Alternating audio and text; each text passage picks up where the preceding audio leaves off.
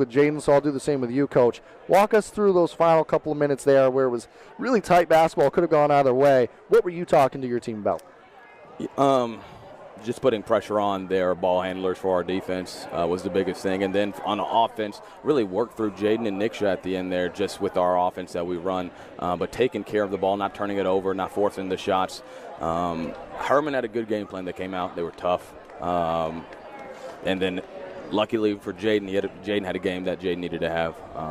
And our guys responded to it. Yeah, 25 points for Jaden Richard. I mean, a great game out of him. You did have other guys step up. I mean, Lucas Sands at the end there knocked down 2 big free throws. Big free throws. Kind of talk about the confidence of this team and being able to step up in big moments like that and what that means for your group. Yeah, I mean, we are. I mean, as you can see, a little bit too much at times. Look confident. I mean, Lucas. I mean, as a sophomore, those free throws were huge. Jaden hadn't shot free throws well all year, but when he goes to the line, you can just see that he believes they're going in.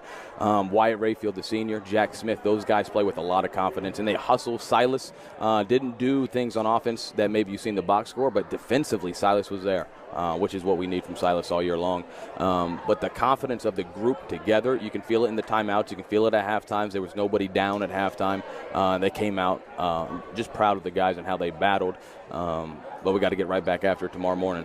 Yeah, and Coach, you said a lot right there. That was really, you stole a lot of my questions. You do a great job of summarizing the game, but just maybe a couple other key points that we saw throughout that ball game.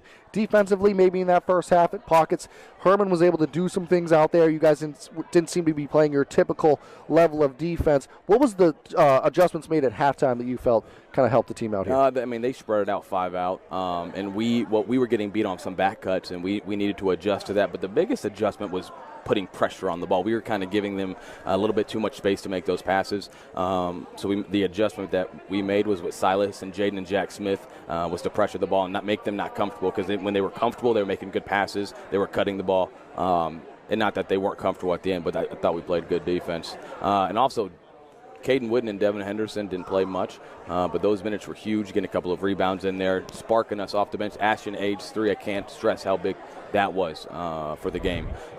So just having those guys come off the bench is huge for us. Yep, you definitely have a ton of quality players, Coach, on display tonight. You advance to 3-1 on the young season, and you have a tough one coming up against Old Town this weekend. Kind of talk about where a win like this, a close one, can help build your ball team and give you guys some confidence. What does that mean, a win like this moving forward?